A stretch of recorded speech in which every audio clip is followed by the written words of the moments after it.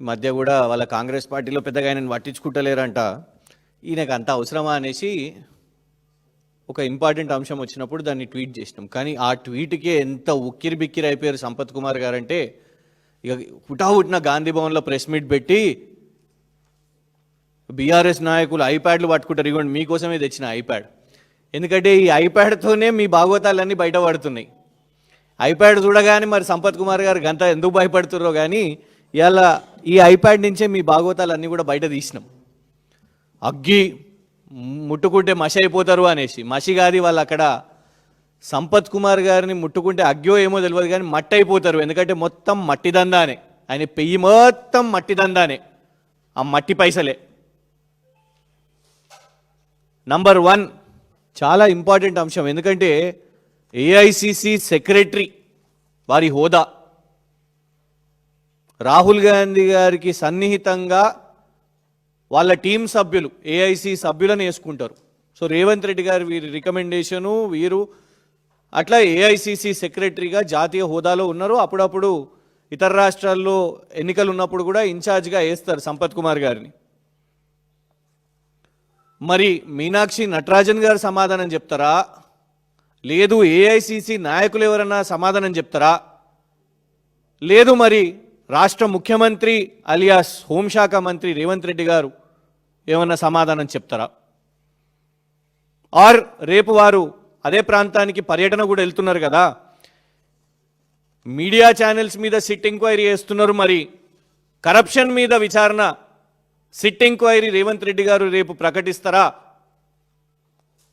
ఎందుకంటే శ్రీ భ్రమర ఇన్ఫ్రాస్ట్రక్చర్ వాళ్ళు పోలీస్కి రాసిన ఫిర్యాదు ఇది.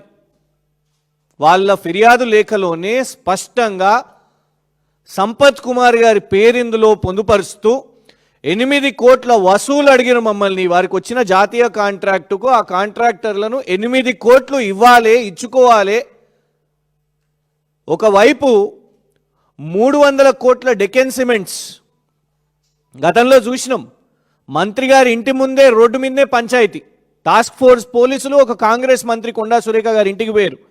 ఏందబ్బా అనంటే డెకెన్ సిమెంట్స్ అనే ఒక పారిశ్రామికవేత్తను తుపాకీ పెట్టి 300 కోట్లు వసూలు చేసే ప్రయత్నం చేసిర్రు అని, దాని మీద ఎఫ్ఐఆర్ లేదు. ఇగోండి ఇంకొకటి అలాంటి సంఘటన, ఇందులో స్పష్టంగా పోలీస్ కంప్లైంట్ లెటర్ కూడా ఉన్నది. 8 కోట్లు సంపత్ కుమార్ గారు వారి అనుచరులతోని మారణాయుధాలతోని మమ్మల్ని ఏమంటారంటే, ఓ వీళ్ళు ట్విట్టర్లో ఆయుధాలు పెట్టినరు ఇది అది అనేసి మమ్మల్ని అన్నారు సంపత్ కుమార్ గారు. ఇది వాళ్ళ కంప్లైంట్ లెటర్లోనే. కాంగ్రెస్ వాళ్ళకు అంగ్రేజీ తెలిసి ఉంటే dangerous weapons which caused hurt and grievous hurt, dangerous weapons అని ఆ పోలీస్ కంప్లైంట్లో పెట్టారు. మరి దీని మీద రేవంత్ రెడ్డి గారు సిట్ విచారణ చేస్తారా? ఇవాళ ఎవరికన్నా కాంట్రాక్ట్లు వస్తే మనం కదా దేవునికి వెళ్ళి తిరుపతికో లేకుంటే యాదాద్రికో వెళ్ళినప్పుడు హుండీలో వేసినట్టు ఫస్ట్ కాంగ్రెస్ నాయకులకు హుండీలో పైసలు వేయాలనంట. 8 కోట్లు ఫస్ట్ అక్కడ చేస్తేనే ఆ తర్వాత పనులు మొదలు పెట్టాలనంట.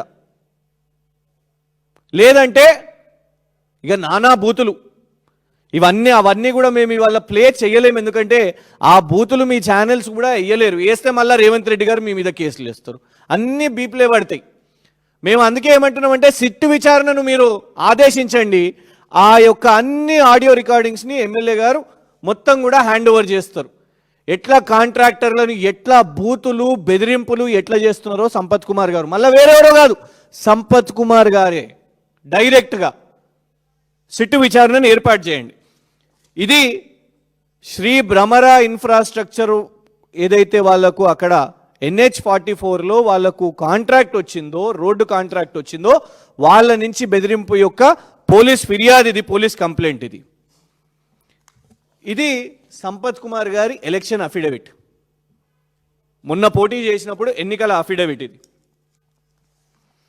అయితే ఇందులో వారి సతీమణి మహాలక్ష్మి గారు ప్రభుత్వ ఉద్యోగి, వారి సతీమణి పేరు మీద జరిగిన ఈ అసైన్డ్ ల్యాండ్ భూమి కబ్జా అండ్ మిగతా అక్కడ జరుగుతున్న కబ్జాల మీద విచారణ చేపట్టాలి ప్రభుత్వ ఉద్యోగిని. ఎందుకంటే గవర్నమెంట్ ఎంప్లాయీ కాబట్టి, టీచర్ కాబట్టి ఎట్లా అసైన్ ల్యాండ్, ఎట్లా చేసుకున్నారు కబ్జా, ఎలక్షన్ అఫిడవిట్లో కూడా కనీసం ఇది లేకుండే ఎట్లా జరిగింది విచారణ చేపట్టాలి. గ్లోబెన్ ఇండస్ట్రీస్ వాళ్ళ అబ్బాయికి ఇవాళ 100 పడకల ఆసుపత్రిలో ఇచ్చిన కాంట్రాక్టు, దాని మీద విచారణ. ఎందుకంటే మిస్యూజ్ ఆఫ్ ఆఫీస్ అవుతుంది, ఇదంతా ప్రభుత్వంలో ఉన్నారు కదా అనేసి ఇదంతా కూడా అవినీతి, క్విట్ ప్రోకో అని అంటారు. అంతేకాకుండా ఆ 104 ఉద్యోగులు ఎవరైతున్నారో వాళ్ళందరూ కూడా జీతాలు వచ్చే విధంగా ఆ బిట్ మీద కూడా విచారణ జరగాలి. నంబర్ 3.